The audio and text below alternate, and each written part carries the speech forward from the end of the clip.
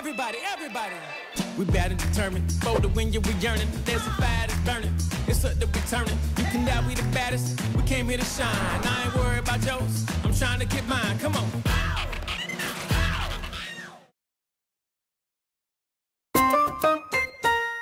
Salut à tous, bienvenue dans votre émission 100% Olympique Lyonnais, 0% Langue de Bois. Il est présent chaque lundi, notre consultant de choc, Nicolas Putebois. Salut Nico. Salut Razik, salut à tous. J'imagine en forme ce lundi.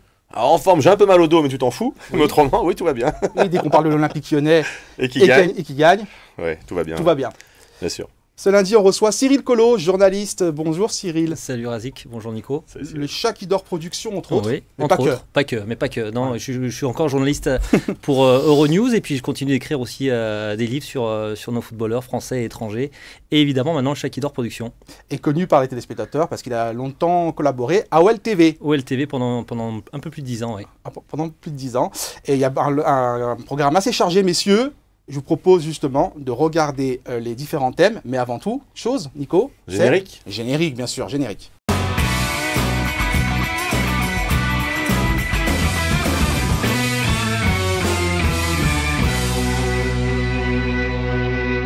Et oui, de nombreux thèmes après cette victoire de l'Olympique Lyonnais contre le Stade Toulousain.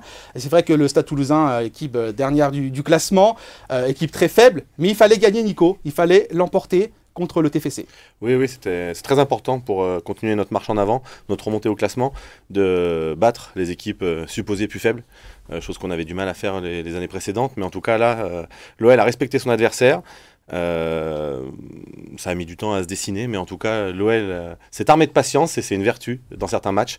Donc non, je trouve qu'on a fait un match assez maîtrisé, même si un peu plus de folie m'aurait réveillé en ce dimanche après-midi. Mais en tout cas, non, il y a beaucoup de mieux. Justement, regarde le classement, Cyril, l'Olympique Lyonnais qui est 5e de ce classement, il fallait gagner aussi pour engranger des points, forcément. Oui, il fallait gagner pour se rapprocher, pour confirmer ce retour au premier plan. Et puis c'est vrai que cette équipe lyonnaise, elle se rapproche tout doucement du podium. Hein. À un moment, on commence à douter, on sait que l'OL est habitué au retour et aux fins de saison canon, mais là c'est vrai qu'on n'est plus très loin du podium, ça c'est vrai. On a intitulé ce thème « L'OL, enfin guéri », point d'interrogation. Nico, trop tôt encore pour le dire, ou pour toi, par rapport à ce que tu as vu au niveau du jeu, par rapport justement à l'enchaînement des victoires, tu as le sentiment que l'OL est enfin guéri, ou pas? Ouais, je pense qu'il y a une vraie bonne dynamique qui s'est créée. Je pense que toutes les aléas sont derrière nous. On a digéré les blessures. Il y a des nouveaux leaders qui s'imposent dans cette équipe.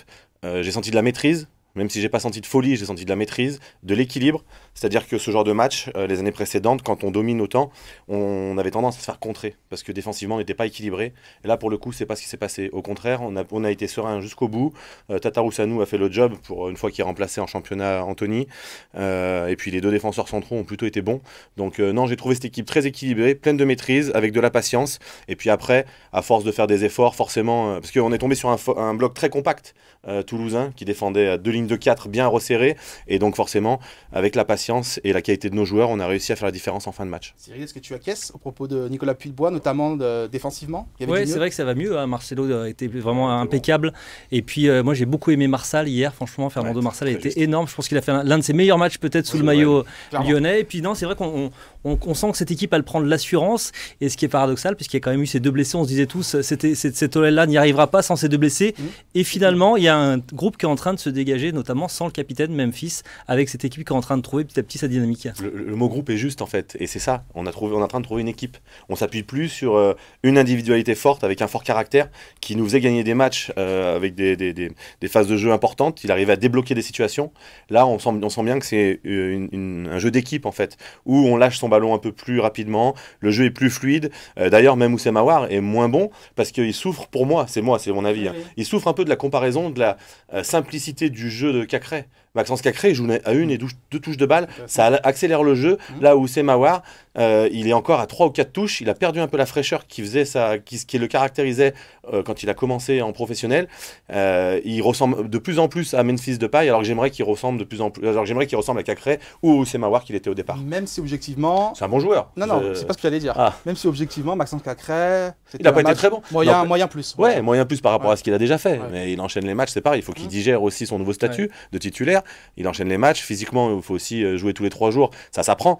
Mais en tout cas, il reste, justement, il a la lucidité sur la fatigue et sur les enchaînements de continuer à jouer simple. Comment on parle de Maxence, comme tu as travaillé longtemps à l'OL TV, j'imagine que c'est un joueur que tu connais. Oui. Voilà. Est-ce que tu es surpris ou pas du tout justement par l'éclosion de Maxence Cacré? Alors non, pas surpris parce que il fait partie depuis des années, depuis une dizaine d'années, des grands espoirs du club. On en parle et on le suit dans toutes les catégories. Il a été d'ailleurs capitaine de toutes les équipes de France de jeunes. Il a marqué des buts incroyables chez les jeunes, notamment avec l'OL, mais aussi sous le maillot de l'équipe de France. Alors moi, mon seul doute, c'était plutôt de savoir s'il allait réussir à physiquement à passer ce cap de Ligue 1. Et c'est clair qu'il est au rendez-vous. Et moi, je me régale. Et c'est vrai qu'il sait faire jouer déjà toute l'équipe. Et c'est ça qui est hallucinant chez ce jeune joueur, c'est qu'il a déjà cette maturité pour ne pas chercher l'exploit personnel. Il est déjà dans le collectif. Et on sent qu'avec lui, sur le terrain, cette équipe lyonnaise, elle a complètement changé. Un joueur aussi qui a bien marché contre Toulouse, c'est Maxwell Cornet pour sa 200e en Ligue 1. Maxwell Cornet, d'ailleurs, on va regarder une stat, c'est StatFoot bien évidemment, fidèle au poste, qui dit que Maxwell Cornet est impliqué sur les 3 premiers buts de l'OL en Ligue 1 sur l'année civile, 2 réalisations, une passe décisive. Quel est ton regard sur la prestation de Maxwell Cornet? En fait, il y a toujours, dans les performances de Maxwell Cornet, il y a toujours à boire et à manger. C'est-à-dire qu'il pourrait vraiment, avec pareil, plus d'efficacité et une dernière passe mieux réalisée, il pourrait être largement meilleur au niveau des stats en fait. Il y a 2-3 phases de jeu où je me dis, il y a un moment donné où il arrive, il y a 3 solutions, il la met en retrait, il la donne à un Toulousain, et là je me dis, putain, il fait le plus dur. Et dans la dernière passe, il lui manque encore cette application qui pourrait le faire devenir un vrai bon joueur sur lequel on pourrait s'appuyer régulièrement. Mais je trouve aussi que lui monte en régime en fait. Je trouve qu'il progresse aussi au fur et à mesure de la saison. On s'appuie dessus peut-être un peu plus à cause des blessés. Mais en tout cas, grâce au temps de jeu, je trouve performant. Et il a débloqué la situation hier. Et non, il enchaîne les bonnes performances. Cyril, tu le sais, hein, j'imagine, et puis tu dois suivre les réseaux sociaux. Maxwell Cornet, c'est un joueur soit très décrié, soit on l'aime, soit on l'aime pas, ou alors des gens au contraire qui disent que c'est injuste parce que, encore une fois, beaucoup de gens trouvent que c'est ingrat par rapport à ce qu'il peut produire et par rapport, encore une fois, à cette continuité dans les enchaînements des matchs, puisqu'on parlait d'une 200e match en Ligue 1. J'y ai arrivé. Non, mais c'est clair qu'il est décrié, mais moi j'aime bien ce joueur parce que c'est un joueur qui calcule pas. Il va tout donner sur le terrain. Alors c'est vrai qu'il a beaucoup de déchets dans son jeu. Hier, c'est clair qu'il aurait pu parfois tenter sa chance. Il a préféré le collectif. Alors on va peut-être pas lui reprocher parfois de préférer le collectif, mais moi j'aime bien ce joueur parce que c'est un joueur qui triche pas en tout cas. Il est sur le terrain, il donne tout. Alors c'est vrai qu'il n'est pas aussi réaliste que certains, mais il est à fond dans son match à chaque fois. Malaise vagal pour Martin Terrier. C'est vrai que ça, c'est des images qu'on n'aime pas voir. Non, parce que du coup, on s'inquiète tout de suite. Qui plus est à Lyon, on se rappelle de Marco. Marc-Vivien Fauvel, exact. Oui, c'est vrai que ça rappelle des souvenirs douloureux, donc on s'inquiète toujours de manière importante. Bon, a priori, c'est pas grand-chose, ça arrive à beaucoup de monde, un malaise vagal. Donc, des nouvelles rassurantes. Des nouvelles rassurantes, oui. Des nouvelles rassurantes. Ce que je vous propose, c'est de lire la réaction de Juninho. Franchement, c'était très intéressant. J'ai trouvé justement la réaction de Juninho concernant cette prestation lyonnaise. Alors, la première, comme d'habitude, est très bavard, mais encore une fois, c'est intéressant. La première période n'était pas bonne. Nous avons marqué, mais nous avons imprimé très peu de rythme, des passes lentes. Cela manquait de concentration face au dernier. En seconde période, nous avons contrôlé le match et nous sommes montés en puissance au milieu et les joueurs du couloir ont fait des efforts. Il continue Juninho en disant, après le deuxième but, le TFC est sorti et c'était plus facile pour dominer. Mais on doit montrer beaucoup plus à domicile. Il faut être plus agressif, plus fin, réagir plus vite à la perte du ballon. C'est l'attitude qui compte, mais depuis le début de l'année, nous sommes meilleurs, nous marquons des buts et nous sommes plus créatifs. J'imagine que vous validez ces propos. Ouais, non, mais c'est important parce qu'il y a vraiment de la progression dans le jeu, dans les attitudes. Effectivement, il y a un groupe qui est en train de naître, mais par la force des choses, j'ai envie de dire. Donc, effectivement, il y a des choses à redire sur ce match-là en termes de vitesse de jeu, dans la vitesse des transmissions de balles et ainsi de suite. Mais déjà, je trouve que dans la manière de maîtriser le match et de gérer les événements, j'ai trouvé que l'OL était en progression. Donc, effectivement, on peut toujours améliorer. Juni, c'est un perfectionniste. Il ne restait pas des heures et des heures après les entraînements pour nous faire subir des coups francs par hasard. Donc oui, il veut toujours chercher la progression par des détails, mais effectivement, on a le droit aussi de se contenter d'avoir mis 3-0 à Lanterne Rouge de manière assez facile. Assez facile, c'est ça qui est bien. C'est que finalement, l'OL n'a pas sorti un grand match pour gagner 3-0. Ça nous rappelle justement les grandes heures de l'OL, dans les débuts des années 2000, où l'OL passait facilement 3 buts ou 4 sans forcément forcer son talent. Mais ce qui était bien aussi hier, c'est qu'on était habitué à dormir dormir généralement le dimanche après-midi. On se souvient que l'année dernière, l'OL avait beaucoup de mal dans ses matchs du dimanche après-midi. Et là, cette année, c'était plutôt bien. Alors, c'est vrai qu'il y a eu un petit trou entre, on va dire, la 25e et la 50e. Mais ensuite, c'est vrai qu'il y a eu une bonne entame. Et puis ensuite, ça s'est terminé de belle manière avec ces 2 buts. Comme chaque lundi, c'est votre émission, #TKYDG. Vous êtes nombreux à commenter, à réagir, à même poser des questions, interroger notre invité et Nicolas Pudebois. On a Elin 4 qui nous dit « Guéry ?» Non, il n'y a aucune combinaison. 1-2, triangle, on s'obstine par les côtés, 60-70% des attaques. Mais on ne sait ni centrer, ni marquer de la tête. En face, c'était le TFC, 20e, qui est au fond du gouffre. C'est dramatique et je vous aime. Mais nous aussi, on t'aime. Ouais. Mais en tout cas, elle est exigeante, elle aussi. Elle est exigeante et elle est précise. Et c'est argumenté. Et c'est argumenté. Et notamment, je parle au niveau des centres, effectivement. Oui. On l'a remarqué, ça. Hein. C'est pas nouveau. Et c'est dommage parce qu'on a un vrai joueur de surface avec Moussa Dembélé qui a la corpulence et le jeu de fixation et le jeu de tête, le timing qui lui permettrait d'être présent dans cette surface de réparation. C'est vrai que nos centres n'arrivent pas souvent. Alors, c'est aussi peut-être dû au jeu en fausse patte où ils reviennent souvent sur leur bon pied. Mais c'est vrai qu'on gagnerait dans la diversité de notre jeu à alterner justement les centres, rentrer à l'intérieur. Enfin, on pourrait apporter un peu plus de diversité, ce qui nous permettrait un peu plus de folie. Mais moi, c'est vrai que j'ai beaucoup aimé Marsal. Cyril en a parlé. On l'a assez décrié par manque de maturité sur certaines de ses réactions dans les matchs précédents, pour dire que là, pour le coup, ça a été le plus entreprenant. Il amène le second but quasiment lui tout seul avec sa volée et son centre en retrait par la suite. Il a beaucoup dédoublé en première période. Alors même si c'était un peu de manière lente le jeu lyonnais, mais en tout cas, c'est lui qui a essayé d'insuffler cette dynamique offensive et j'ai trouvé intéressant. Et défensivement, il a été bon aussi. Même si encore, pour finir, il tombe parfois dans la facilité qui le met en danger et qui met l'équipe en danger. Il y a 1 ou 2 fois où il est un peu trop facile et il perd le ballon. Bon, il s'en sort plutôt bien, mais voilà, s'il pouvait gommer ça, ça pourrait être bien. Cyril, n'hésite pas à intervenir parce qu'il est très bavard. Il est très bavard. C'est vrai que, alors, moi, ce qui m'a manqué peut-être et ce qui me manque un peu depuis le début de la saison, c'est qu'on voit moins, c'est vrai, c'est nos latéraux offensivement. Alors, on sait pourquoi en début de saison, puisqu'on leur demandait plutôt d'être défensif. Mais là encore, on a du mal. Raphaël, par exemple, on l'a connu beaucoup plus offensif. Et c'est vrai que hier, il a été présent, mais on sait qu'il peut apporter beaucoup plus dans ce domaine-là.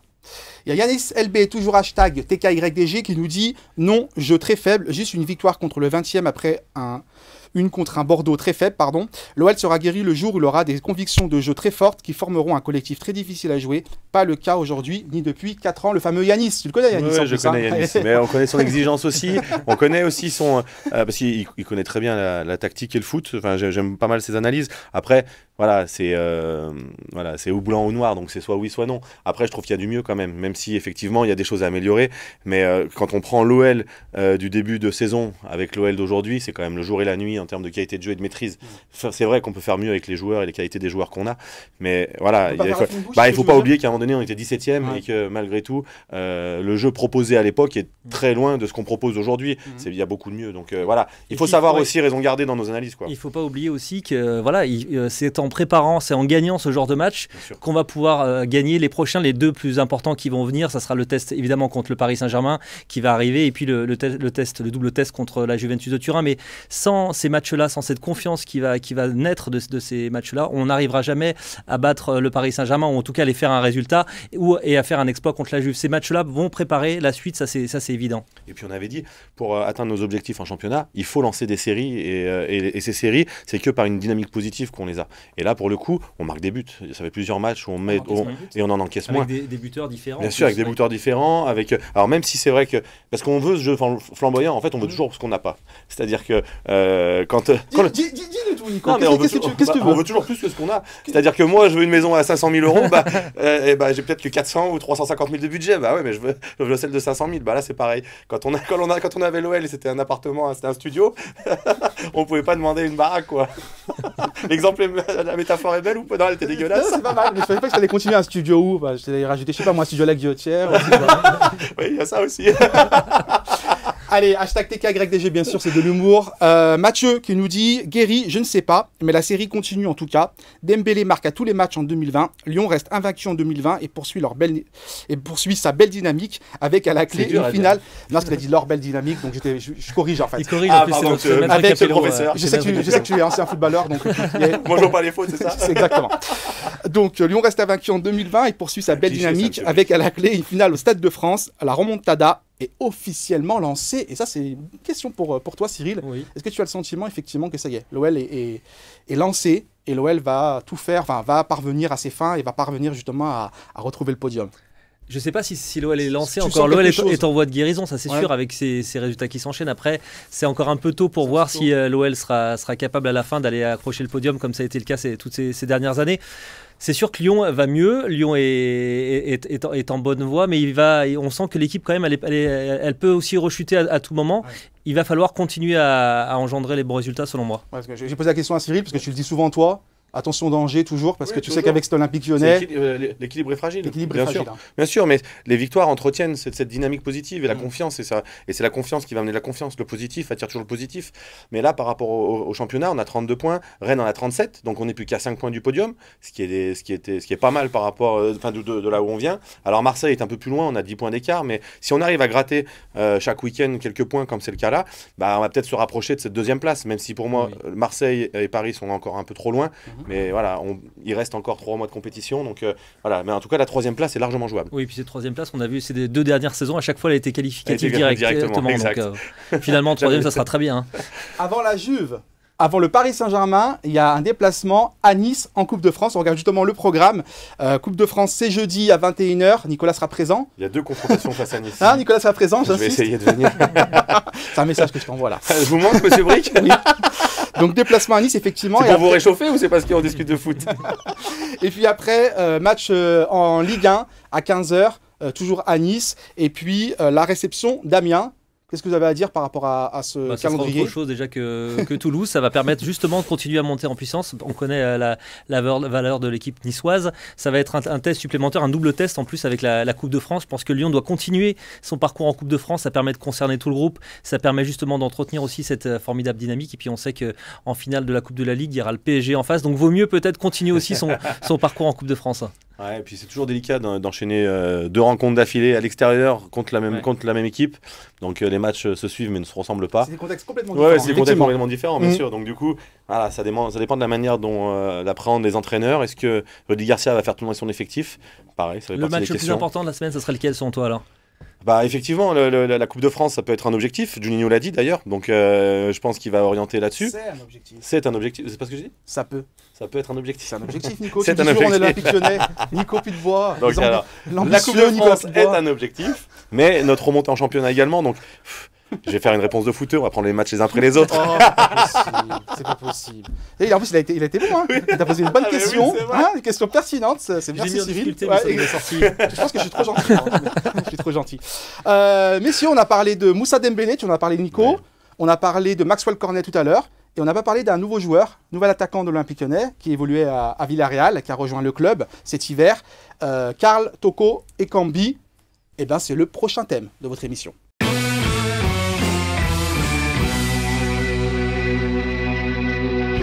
Et oui, Karl qui s'est illustré, hein, alors des débuts un peu timides. Justement, il y a eu un peu le débat sur les réseaux sociaux. Voilà, on a vu même dans les commentaires.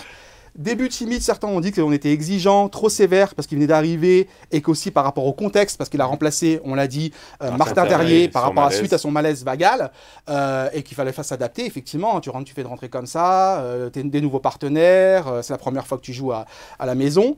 Alors, début timide ou pas, Nico? Non, moi je l'ai trouvé alors très bien dans le replay défensif. Avant le but, hein, je parle. Hein. Oui, avant son but, bien sûr. Il a fait beaucoup d'efforts pour le collectif. Et on a vu un joueur qui était concerné par la récupération du ballon. D'ailleurs, sa première occasion, c'est un grand retour très rapide et qui vient couper l'attaquant adverse. Donc, beaucoup d'efforts pour le collectif. Il va vite. Après, c'est vrai qu'offensivement, il a marqué un but, mais c'est pas là. Enfin, moi, c'est pas là où je l'ai trouvé bon. C'est pas offensivement que je l'ai trouvé bon, mais effectivement, je trouve que son état d'esprit colle avec ce qu'on demande aujourd'hui aux attaquants à l'Olympique Lyonnais. Donc voilà, va falloir qu'il se libère et qu'il se lâche un peu. Mais pour une première, j'ai trouvé que c'était intéressant. Cyril. Ouais, il était intéressant, même si on n'oublie pas que sur son premier ballon, il n'a pas été loin de concéder le penalty. Hein. Oui, c'est vrai. Alors finalement, son bilan est bon puisqu'il a marqué. Oui, D'ailleurs, il n'est pas passé très loin du doublé, mais il aurait pu d'entrée concéder un penalty. Ça aurait peut-être pas forcément mis en confiance pour la suite. Mais moi aussi, comme toi, ce que j'ai aimé, c'est que sur son premier ballon, on l'a vu sur son couloir, à l'image un peu de Maxwell Cornet, ce qui est capable de faire. C'est un joueur, on a tout de suite compris qu'il est intelligent. Il a compris qu'il arrive en cours de saison. S'il veut s'intégrer dans cette équipe, il va falloir qu'il fasse des efforts pour les autres. Il les a fait d'entrée et il a été servi sur son but. Alors c'est vrai qu'on n'a pas beaucoup vu offensivement, mais sur la seule occasion, il est magnifique son but. Hein, et c'est très compliqué de la mettre là où il la met. Moi j'ai trouvé intéressant. Après c'est vrai qu'il va falloir le revoir. On sait qu'il y a énormément de joueurs qui, lors de leur premier match, arrivent à briller. Maintenant il va falloir qu'il enchaîne, qu'il se fasse sa place dans cet effectif parce qu'il y a énormément de joueurs, Traoré, Cornet, il va y avoir du monde face à lui. Et donc voilà, il va falloir qu'on le revoie. Ça, c'est sûr. On le sent en confiance, mais maintenant il faut qu'il se libère. Voilà. Pour être encore meilleur. Non mais c'est vrai. On le sent en confiance parce que devant le but, il a frappé, il n'a pas hésité. En plus, il a la réussite, il marque poteau rentrant. Donc tu sens que voilà, il a confiance en lui, mais il faut qu'il soit un peu plus libéré pour donner encore plus. Avec toute l'équipe en plus qui vient le voir rapidement sur son but, on sent qu'il était content. Karl Toko Ekambi est le premier joueur à trouver le fond des filets lors de sa première rencontre avec l'OL en Ligue 1 depuis Mariano, le 5 août 2017 face à Strasbourg. T'allais dire ? Je pensais que c'était Nico Puy-de-Bois en fait. J'ai marqué contre l'OL à Rennes, mais c'était pour mon 3e match.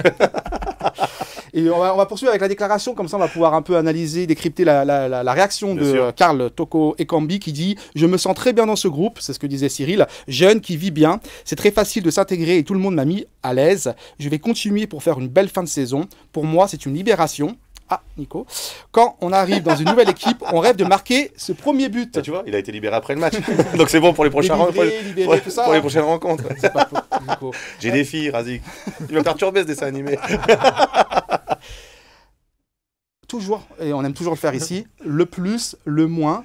Donc tu l'as un peu évoqué. Ouais, moi j'aime beaucoup sa vitesse, son efficacité devant le but et son état d'esprit. Tu dis, pour l'instant, c'est le moins, c'est parce qu'en fait aujourd'hui il n'a pas d'automatisme avec ses coéquipiers. Donc même s'il fait des appels, même si il a des qualités, aujourd'hui il faut est-ce qu'on va l'utiliser dans la profondeur, est-ce qu'on va l'utiliser en point d'ancrage, est-ce qu'on va l'utiliser sur un côté ou dans l'axe? Mais c'est super, bonne transition. Hashtag TK. T'en doutais encore? Bien évidemment, ça fait 10 ans que ça dure. On a un tweet donc justement concernant Karl Toko Ekambi. Dans le jeu, en difficulté pour sa première, mais sûrement normal, son but peut être bénéfique pour sa confiance. Je pense quand même qu'il est neuf et non pas ailier. Cyril, par rapport au positionnement de ce joueur, par rapport à ses caractéristiques. Moi, ça serait compliqué de me prononcer. Alors, moi, c'est vrai que sur le côté, il a fait son travail défensif. Il faudra le voir tout simplement. Après, sans doute, peut-être qu'il va. En tout cas, c'est un joueur qui a un profil polyvalent, qui est capable de marquer. On l'a vu sur sa seule occasion. Donc, ça va être intéressant. Et puis à l'OL, mis à part Dembélé, on a bien vu que les autres attaquants, tout le monde doit un peu jouer à tous les postes. Donc, on va le voir. Hein, on le verra peut-être comme attaquant. En tout cas, c'est une solution supplémentaire pour Rudy Garcia. Mais c'est vrai qu'on l'a vu quand il est rentré, il a été attiré par cet axe-là. Il se rapprochait bien du centre du but, il se collait un peu à Dembélé, pas au point de se marcher dessus, mais en tout cas ça apportait du monde dans l'entonnoir. Mais je pense qu'il a des qualités de vitesse pour jouer sur l'aile, il peut aussi jouer dans l'axe. Il faut trouver une complémentarité et des automatismes entre les uns et les autres pour avant décider. J'ai une autre question pour Nico, tiens. Alors justement, par rapport à Memphis, est-ce qu'on a gagné, est-ce qu'on a perdu avec l'arrivée de Toko Ekambi? C'est une des questions aussi, parce que c'était le discours du président là, c'était de savoir si l'OL allait réussir à combler cette absence avec ce qui arrive. Ouais, alors moi j'ai tendance à dire que quand il y avait Memphis, d'ailleurs on voit que là un groupe s'est créé en fait, c'est l'équipe qui devient meilleure, mais pas parce que Memphis est pas bon, parce que Memphis sur la fin était plutôt très bon, mais Memphis monopolisait le ballon, c'est-à-dire qu'on donnait le ballon à Memphis et il lui fallait 3, 4, 5 touches et il essayait de faire la décision lui-même par des exploits, ce qu'il arrivait de temps en temps, et là je trouve que l'équipe joue plus justement en équipe. C'est-à-dire que c'est un groupe qui naît, c'est vraiment une équipe. Alors, c'est pas les 11 meilleurs, par contre, c'est peut-être le meilleur 11 que Rudy Garcia essaye de mettre. Et je pense que dans la fluidité du jeu, Memphis ne nous manque pas trop, en fait. Par contre, c'est vrai qu'on a besoin de son côté leader. Dans certaines rencontres, on aura besoin de ses qualités individuelles parce qu'il va débloquer des situations. Mais là, en tout cas, c'est factuel. Il ne nous manque pas forcément. Mais pas forcément lié à Memphis lui-même. Pas Ça peut être aussi ses coéquipiers qui ont tendance à tomber dans la facilité. Je suis d'accord avec ça. Parce qu'en fait, on lui donne le ballon pour qu'il fasse la différence. Au lieu de jouer en équipe et d'avoir confiance dans les 11 joueurs de l'effectif, on lui donnait le ballon pour que lui fasse les différences. Alors qu'aujourd'hui, on s'appuie sur chacun des coéquipiers pour faire la différence. D'ailleurs, tu le disais si bien, c'est que les buteurs sont souvent différents, mais parce que chacun a pris à sa charge sa propre responsabilité, mais tournée vers le collectif. Alors qu'au départ, on se déchargeait en donnant les clés à Memphis pour que lui fasse les décisions. C'est pas tout à fait pareil pour aller loin. Karl Toko, pardon. C'est pas facile. Toko et Combi, voilà. Toko, j'en étais sûr que j'allais me faire avoir. J'en étais sûr. C'est pour ça que j'ai pas cité, moi. J'en étais sûr. C'est pour ça que tu dis rien. T'es un malin, t'es un filou. Hashtag TKYDG. Il y a un autre tweet, justement. On va mettre l'accent sur son attitude.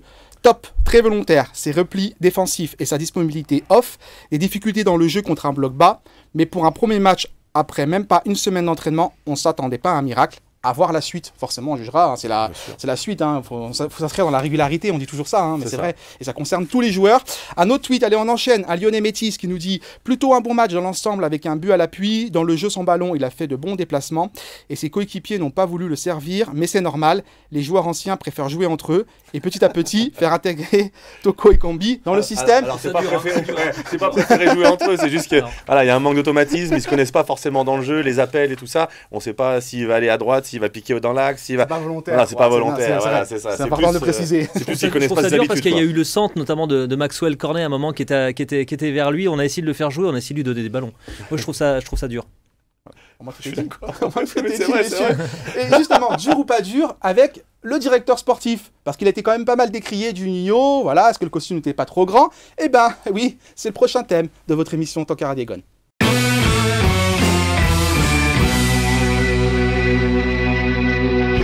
Notamment Nicolas Putebois, forcément, Nicolas Putebois, je vais un peu te chambrer. Moi, j'ai été dur avec mon ami Juni. Oui, quand même. Et encore une fois, tu avais des arguments. C'est vrai qu'on se posait la question de savoir si c'était pas trop tôt, s'il n'y avait pas un manque d'accompagnement par rapport à ce nouveau job. C'était un nouveau job, tu l'avais dit. Ouais, il fallait qu'il apprenne. Donc, par rapport à ce mercato hivernal, est-ce que tu as le sentiment, et c'est la question un peu de ce thème justement, et vous pouvez réagir, hashtag TKYDG, est-ce que Juni a-t-il marqué des points? Marquer des points, on verra à terme, parce que recruter des joueurs, c'est une chose. De là à ce qu'il soit performant, c'en est une autre. Par contre, en tout cas, on le sent plus à l'aise dans son rôle. Il communique un peu plus, même s'il pourrait occuper la place encore un peu plus, par son charisme et son aura. Mais en tout cas, il appréhende au fur et à mesure son nouveau rôle. En coulisses et en interne, je trouve qu'il prend sa place.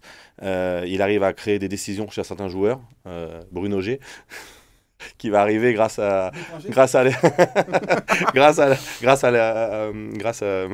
au travail effectué par Juni et à son approche.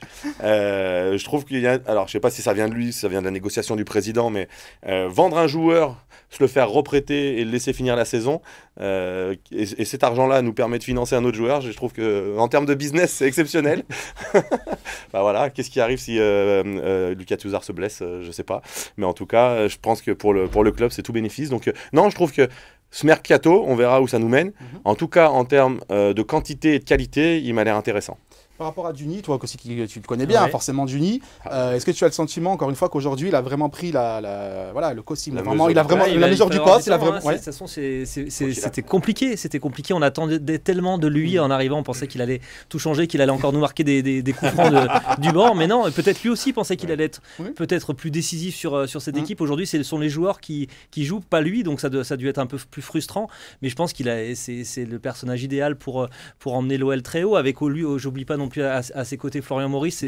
On cherche souvent à les opposer. Moi, je pense que c'est avec ces deux hommes qu'on peut construire de belles choses pour la suite. Et puis, ils aiment tellement l'OL, tous les deux, qu'en tout cas, ils vont tout faire pour que ça marche. Après, le mercato, moi, je suis comme cet été. On a beaucoup parlé, on a tous dit cet été, quel mercato incroyable l'OL a réalisé. 2 mois après, tout le monde disait que l'OL avait complètement manqué son mercato. On va attendre de voir ce que fait Toko et Kambi. On va attendre de voir ici Bruno Guimaraes, parce que qui connaît vraiment le joueur, qui l'a vu jouer. Je pense que moi je l'ai pas encore vu jouer, donc on va voir, on verra ce que va faire Bruno Guimaraes, et puis on verra Lucas Touzard également comment il va gérer cette situation, parce que je pense que dans sa tête ça doit pas être facile non plus de rester au club en sachant qu'à fin juin il quittera l'OL. Mais je persiste à dire quand même que Juni, je pense que son meilleur rôle, c'est beaucoup plus proche du terrain. Ça reste un technicien, il aime sentir le gazon, il aime sentir les ballons. Et je pense que son rôle, il va l'apprendre parce que c'est quelqu'un qui travaille beaucoup et il va devenir bon en tant que directeur sportif. Mais est-ce que c'est sa vraie place? Est-ce qu'il aimera faire ça toute sa carrière?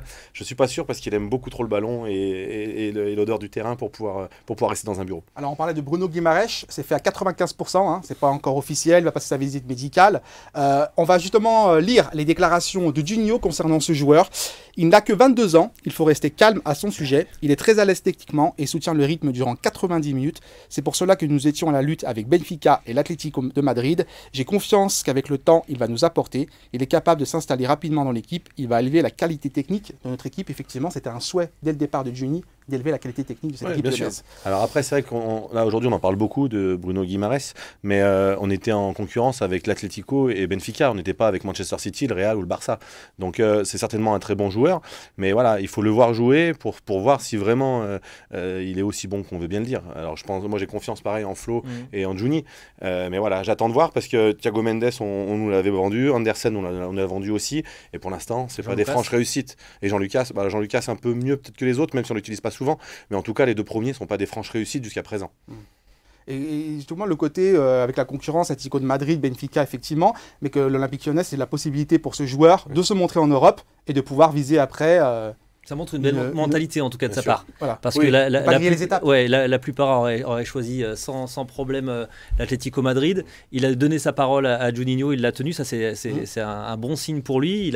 Il a en plus une bonne presse. Il a en plus des supporters qui l'adorent déjà parce qu'ils ont fait le forcing pour qu'il vienne. Il arrive dans des bonnes conditions. Après il arrive en plein hiver. Il va falloir qu'il s'adapte.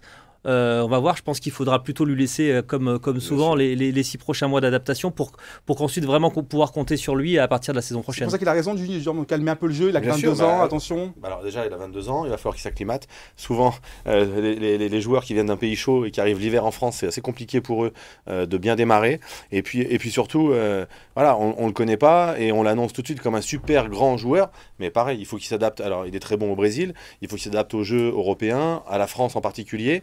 Et puis voilà, et puis de toute façon, on saura si c'est une réussite qu'une fois qu'il enchaînera les matchs et qu'il sera performant. Aujourd'hui, comment dire, aujourd'hui, c'est qu'une rumeur qu'il soit bon. On l'a pas vérifié parce très personnellement, je regarde pas le championnat brésilien, donc je fais confiance à Juni pour son expertise. Mais s'il tempère aussi, c'est parce qu'il sait que peut-être que c'est un joueur qui a une marge de progression. Voilà. Et par contre, en termes d'état d'esprit, je suis d'accord avec Cyril. Le fait qu'il vienne, alors il vient aussi parce que Juninho est reconnu et réputé au Brésil et ainsi de suite. Donc ça aussi, il faut s'en servir de cette aura, et de ce charisme. Mais voilà, pas griller les étapes, pour moi, c'est une preuve de lucidité et d'intelligence, parce que voilà, on gravit les échelons au fur et à mesure. Il a décidé avec sa famille, ça c'est important, il est vraiment très proche, fils unique, très proche de sa famille, notamment de son père qui est chauffeur de taxi. Étape par étape. Donc voilà, step by step. Step by step. J'ai lancé un appel tout à l'heure justement et j'ai été entendu. #TKYDG, vous êtes nombreux à réagir. On a OL Ambition qui nous dit « Nous voulons juger Juninho trop vite. En tant que DG, il ne pouvait pas arriver et tout changer. Je pense qu'il faut lui laisser 2-3 ans, puis juger son impact sur l'OL. Bruno Guimaraes, ça montre qu'il a de la ressource et construit petit à petit son OL. Espérons surtout pour la Ligue des Champions. » Oui, il faut être patient, il faut qu'il apprenne son métier, c'est comme tout. Voilà, il a appris son métier de footballeur professionnel, il a appris à tirer des coups francs et il continue à se perfectionner, et donc il a continué de progresser.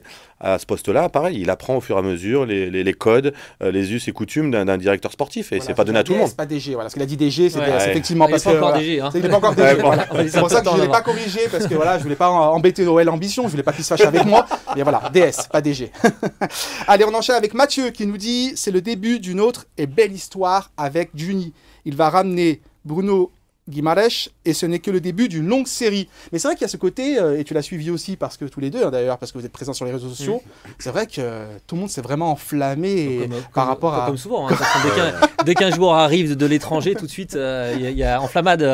Ça, c'est toujours la même chose. Après, moi, j'attends de voir. Mais je pense qu'on peut aussi s'enflammer sur d'autres joueurs qui sont dans l'équipe. Et c'est un peu le problème de la nouveauté toujours. Voilà, parce que c'est nouveau, c'est mieux, pas forcément. Ouais, c'est comme Nico avec les femmes, quoi. Je m'enflamme rapidement, mais je m'éteins vite. Exactement. Allez, on a le spécialiste, il s'appelle comme ça, qui nous dit évidemment que oui, surtout pour le dossier Guimaraes, ou chose très rare dans nos recrues, il a dû lutter contre un cadre européen, l'Atlético de Madrid, et 2 autres clubs connus pour lancer des jeunes, Sporting Lisbonne et Arsenal. Donc chapeau à lui, Juni ne cherche pas la lumière Et ça, c'est vrai qu'on le sait, on a toujours dit que Juni ne cherchait pas la lumière, sinon il ne serait pas revenu. Hein, oui, puis il communiquerait beaucoup plus, il répondrait aux sollicitations. Non, il travaille dans l'ombre, sereinement, tranquillement, et sa réussite fait du bruit pour lui. Oui, c'est vrai, parce qu'il serait venu depuis longtemps ici, quoi. Exactement. Il t'aurait répondu à tes SMS. Enfin, je ne sais pas si tu lui envoies des SMS ou pas. Allez, on va parler maintenant de notre invité quand même. On va valoriser notre invité. Bien sûr. Cyril Collot, le chat qui dort production, c'est le dernier thème de ce temps qui déconne.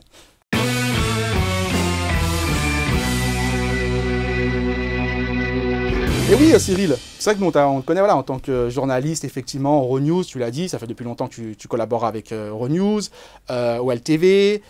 Tu as aussi écrit pas mal de bouquins. Pas mal de bouquins, notamment le dernier, je crois, c'était N'Golo Kanté. N'Golo Kanté, oui. Et le prochain, ce sera sur Virgil van Dijk. Voilà, tu vois. Voilà. Bravo. Donc bravo, quelque part, c'est un créatif, c'est un artiste un peu, Cyril, il va un peu de partout.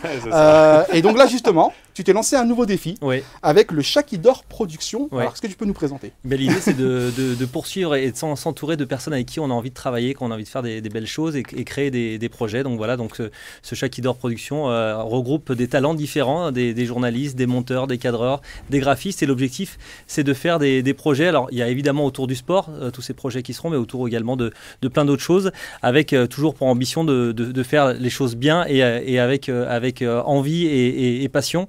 Donc, notre premier projet, ça a été de lancer un podcast. Alors, le Chat qui dort production a lancé ce podcast qui s'appelle Le bruit du ballon. Et l'idée de ce podcast, c'est d'écouter les footballeurs parler, parce que habituellement, les footballeurs, on les regarde jouer, les footballeurs et footballeuses, on les regarde jouer.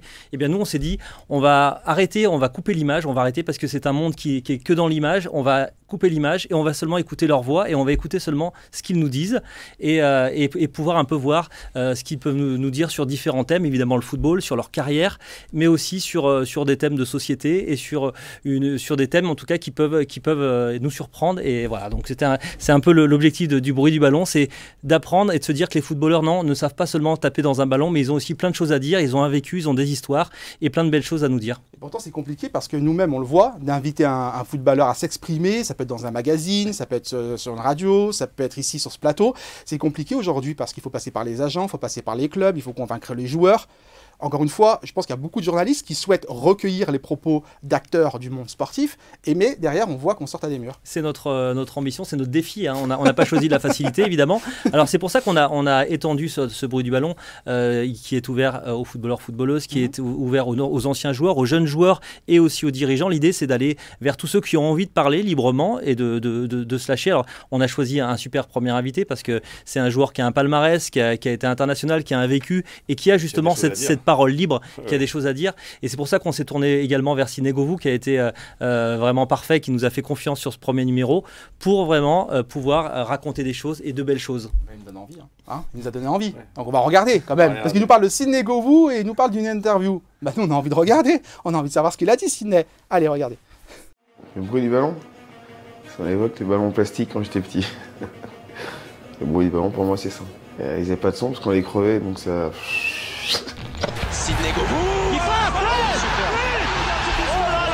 il peut s'appeler Cad ou le gardien de mon fils, ou il ne faut pas aller la chercher. Ce fameux dimanche, c'est une page inédite de l'histoire du foot qui va s'écrire. Les Bleus décident de faire grève, de sécher l'entraînement. Tu te rends compte qu'il s'est passé quoi? Une bande de jeunes, un peu plus débiles que la moyenne, qui a eu envie de marquer le coup par rapport à une fédération qui s'y est mal prise.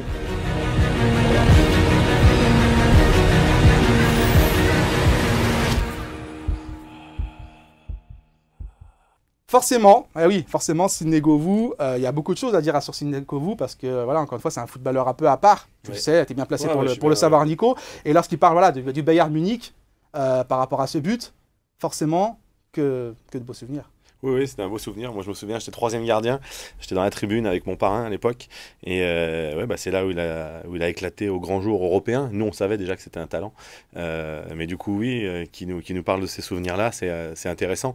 Après, par rapport à revenir à ce que disait Cyril avant la petite vidéo, c'est que tu disais qu'il y avait la barrière des agents, de ci, de là, mais il y a aussi la barrière du joueur. Est-ce que, des fois, on se met des barrières nous-mêmes. Est-ce que, par rapport à nos émotions, par rapport à des choses qui sont enfouies en nous, est-ce qu'il y a des choses qu'on veut raconter, pas raconter? Est-ce qu'on est en confiance avec le journaliste ou pas? Et j'avoue que pour avoir fait sur la route et pour avoir croisé Cyril depuis très longtemps, il a ce côté assez sympathique. Et donc, en fait, comme il inspire la confiance et la sympathie, donc du coup, on a tendance à se livrer assez naturellement parce qu'il n'est pas dans le jugement quand il pose les questions. Il est là pour... il a une curiosité bienveillante, en fait, dans ces questions. C'est ça qu'il faut être gentil avec vous pour avoir des c'est pas question d'être gentil, c'est question... Je provoque un peu, mais c'est normal. Non, alors c'est pas être gentil, c'est inspirer confiance, en fait. C'est pas question d'être gentil, parce que y en a qui peuvent inspirer confiance tout en étant malhonnête et pas gentil. Donc voilà, là c'est la différence, c'est qu'on sent la bienveillance autour de ça et on a plus de facilité à s'exprimer du coup. Un peu comme avec toi, Razik. Moi, ce qui oh putain, fallait le flatter, il voulait qu'on le flatte. Ce qui m'intéresse, en tout cas dans notre métier, c'est surtout d'aller voir les gens. Et moi, on parle beaucoup là depuis tout à l'heure de résultats. Moi, ce qui m'intéresse plus, ce sont les hommes et ce qui se cache derrière et comment ils sont arrivés là. Et parce que ces joueurs-là ont des destins incroyables. Et c'est pour ça que c'est aussi intéressant de parler des résultats que de s'intéresser à ces hommes-là. On les juge tous les jours, mais pourquoi ils sont comme ça? Pourquoi aujourd'hui il est moins bien? Il y a plein de facteurs. Voilà. Donc là, on a vu Bayern Munich. On a vu aussi la Coupe du Monde 2010. L'équipe de France. Est-ce que tu as appris des choses, justement? Est-ce que tu as eu le sentiment d'avoir été au bout de la démarche? Parce que c'est ça le plus important, d'avoir été au bout de la démarche par rapport à cette interview. J'ai appris plein de choses avec Ciné. Après, on aurait pu rester 2 heures de plus avec lui, tellement il a des choses à dire. On n'a typiquement pas choisi de parler avec lui de ses frasques, parce qu'on a beaucoup parlé de ça. On n'a parlé que de ça, de Sidney, de ses sorties nocturnes. On n'a pas parlé de ça avec lui. On a parlé plutôt de... Ça t'intéresse pas, toi? Ça m'intéressait, mais on en a tellement parlé. On a choisi d'aller sur d'autres domaines. Notamment, il a parlé beaucoup de Megan Rapinoe et de la parole des femmes aujourd'hui dans le football. Je vous invite à écouter ce qu'il nous dit, parce que c'est hyper intéressant, et justement sur comment les footballeurs vivent la montée en puissance de la parole féminine et des footballeuses dans ce monde-là. Mais Sidney, en plus, c'est quelqu'un de brillant, c'est quelqu'un d'intelligent. Parce que souvent, on reste focalisé sur son aspect fêtard. Mais au-delà, une fois qu'on gratte le vernis du côté fêtard, parce que c'est ce qui ressort médiatiquement, parce que c'est ce qui fait le buzz, moi qui le connais personnellement, voilà, c'est quelqu'un qui vaut bien mieux que ce qu'on peut raconter de lui, quoi. C'est pour ça que tu l'as choisi, ou c'est pas par facilité, parce que tu le connais parce que c'était le personnage idéal pour plein de choses, pour la lancer, parce qu'il avait une confiance en nous aussi. Il fallait un joueur qui ait confiance en nous. Il n'a pas de langue de bois. Voilà, il n'a pas de langue de bois, il a un parcours incroyable. On va quand même pas oublier que c'est l'un des footballeurs les plus titrés de l'Olympique Lyonnais et même du championnat de France. En tout cas, c'était le personnage idéal pour lancer cette série qui ensuite ira vers plein d'histoires. Moi, j'ai envie de parler à la fois de personnages qui sont connus, mais aussi d'histoires qui ont été importantes pour des hommes qui ne sont pas forcément les plus médiatisés, mais qui ont des choses à dire. Alors, quelles ressources par rapport à ça? Parce que tu sais très bien, on est bien placé pour le savoir, c'est compliqué lorsqu'on se lance dans une aventure, même s'il y a un vrai projet là éditorial, pour le coup. Comment tu vas faire pour en vivre et pour l'instant, générer des ressources? C'est pour ça que ça tombe bien, parce qu'on va remercier notre partenaire de notre premier numéro, qui est une jeune société ardéchoise qui s'appelle Smart Power, qui s'est lancée dans les crampons. D'ailleurs, ça vaudra le coup que tout le monde s'intéresse à cette société, parce qu'elle est en train de révolutionner le crampon. C'est une jeune société qui nous a fait confiance sur ce premier numéro et qui nous a financé ce premier numéro, qui nous soutient. Voilà, donc on la remercie, parce qu'il y a des jeunes sociétés comme ça qui font confiance à des projets indépendants. Voilà, donc c'est comme ça qu'on a pu lancer et financer ce podcast, Le Bruit du Ballon. Mais du coup, comment tu fais? Parce que aujourd'hui, tu étais journaliste, et donc maintenant, tu deviens producteur. Donc, c'est des nouveaux métiers pour toi. C'est toi qui vas chercher les partenaires, c'est toi qui vas chercher aussi les interlocuteurs, les gens avec qui tu travailles, et ainsi de suite. Donc, c'est chronophage comme métier. C'est chronophage, mais après, on est une équipe. Après, aujourd'hui, je fais une partie. Vous êtes combien, du coup? On est 4. Il y a 4 personnes, donc chacun a ses rôles. Il y en a d'autres qui sont un peu plus bons que moi sur notamment la partie commerciale, et puis surtout les réseaux sociaux aussi. On a un super graphiste qui est très bon, on a un super monteur, on a des cadreurs. Après, évidemment, quand on se lance dans un projet comme ça, on sait qu'on va découvrir, qu'on va aller vers d'autres métiers, et c'est ça qui est aussi intéressant. Ouais, donc tu es prêt à apprendre, c'est bien. Et les futurs, justement, invités, est-ce que c'est ça va faire une fois par mois, une fois tous les 3 mois? On est parti sur un mois, entre un mois et un mois et demi pour chaque numéro. Voilà. Donc là, on est en train de commencer à travailler. On a plusieurs pistes pour les prochains, mais normalement fin février, il y aura le numéro 2 qui arrivera. Et les premiers retours, justement, via les réseaux sociaux, est-ce que sont plutôt bons? Est-ce que les gens sont plutôt satisfaits? Alors pour l'instant, les premiers retours, ça serait déjà ce qui me fait plaisir, c'est que beaucoup ont retrouvé la patte de l'émission émission sur la route, qui était un peu notre patte. Allez, je t'arrête tout de suite, je me permets, j'aime pas couper la parole, je m'appelais pas Nicolas Putebois, mais comme c'est la priorité justement à ceux qui nous regardent tous les lundis, #TKYDG, on a justement une réaction d'un supporter qui nous dit « Question pour Cyril, les reportages sur la route nous manquent. A-t-il l'intention de refaire des épisodes ?» Eh bien, maintenant, ils seront en version podcast et audio, puisque c'est une continuité évidemment, pour toi oui, c'est une continuité parce que c'est toujours aller vers les joueurs, les écouter d'une façon différente, parler avec eux d'une certaine manière, et évidemment, c'est la même chose avec des extraits, avec de l'histoire, avec l'envie aussi d'écouter aussi de la musique aussi qui était important dans notre émission et qui est toujours importante. Il y a tous ces aspects-là, sans l'image, mais avec du coup une écoute différente et plus forte. Il n'y aura pas du tout d'image. Il n'y aura pas d'image, c'est un podcast audio pour l'instant. Après, on a décidé pour l'instant de filmer aussi ces interviews-là, parce que nous, ça va nous servir pour la suite aussi, pourquoi pas à terme mettre ces vidéos-là sur les réseaux sociaux et offrir justement l'intégralité de l'interview en vidéo. Mais on veut amener le public et les supporters de football vers un nouveau mode qui est très utilisé notamment en politique, en culture aussi. Et pour l'instant, dans le sport, on n'est pas habitué. On est habitué pour l'instant qu'il y a des débats, comme aujourd'hui, mais on n'est pas habitué encore au documentaire audio. Exactement. Voilà, c'est l'objectif, c'est de se lancer là. Et on ne sait pas où on va, mais en tout cas, on y va avec envie. Parce qu'aux États-Unis, ça cartonne, ça, par exemple. Ouais, bien sûr. Aux États-Unis, justement, les grands médias ont des podcasts, ont des rendez-vous en podcast, et ça cartonne, effectivement. Et nous, on a un fidèle, d'ailleurs, de l'émission qui écoute l'émission en podcast. On a un gardien de foot de l'Olympique Lyonnais. Qui regarde dans sa voiture, justement, qui va à l'entraînement, il écoute en Caradédone, justement. Donc finalement, je pense que c'est une émission qui est totalement podcastable. Donc c'est pour ça. Alors c'est pour ça que le bruit du ballon est différent, c'est que c'est un documentaire. La différence d'une émission ou d'un débat, c'est un documentaire audio. Voilà. Est-ce que c'était aussi dans cette volonté de faire autre chose? Tu avais fait le tour un petit peu, justement, toi, que ce soit à OLTV ou voilà, c'était de faire autre chose justement et te dire bon, au bout d'un moment, effectivement, quand on parle toujours des 3 points, les matchs après les matchs, les uns après les autres. Ben voilà, tu vois tellement que ça me saoule, tu l'as pas fait attendre. Tellement que ça me gonfle, je suis même incapable de te le dire, tellement ça m'a gonflé. Là, je me rattrape, je rebondis, je me saute.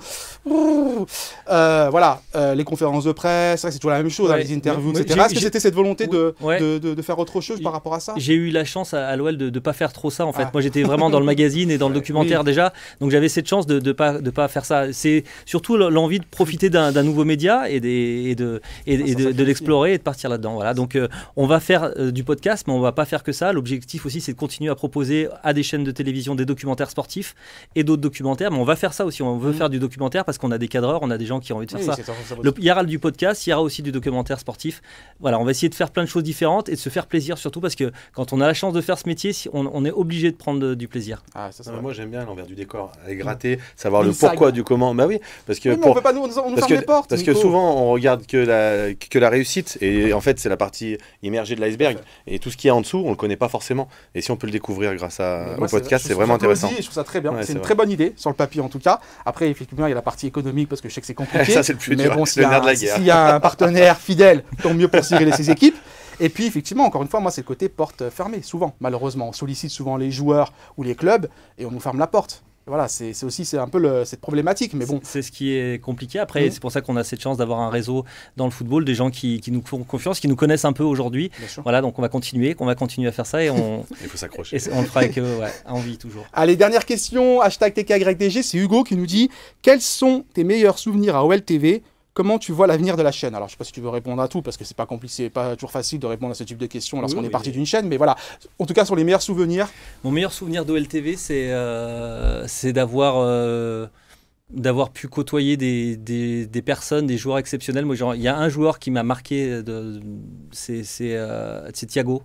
Thiago qui m'a marqué parce que c'était pour moi, quand je l'ai vu arriver, j'ai vu à la fois un grand joueur et j'ai vu justement une belle personne. Et c'est ça qui était beau. C'était c'était incroyable. Et j'ai pu rencontrer des joueurs, j'ai pu à la fois, dans mes bons souvenirs en tout cas, j'ai pu à la fois vivre mon rêve de gamin parce que je rêvais depuis gamin de travailler pour l'OL et d'être un jour journaliste. Donc j'ai accompli ça. Et puis j'ai pu vivre ça de l'intérieur et justement de me dire que tous ces joueurs qu'on détruit souvent assez rapidement dans la presse, parfois à raison ou parfois à tort, peu importe, mais sont des personnes et des gens qui ont la chance d'avoir décroché leur rêve et d'avoir tout fait pour y arriver. Et ça, je trouve que c'est magnifique et c'est pour ça que j'ai beaucoup de respect pour ces gens-là.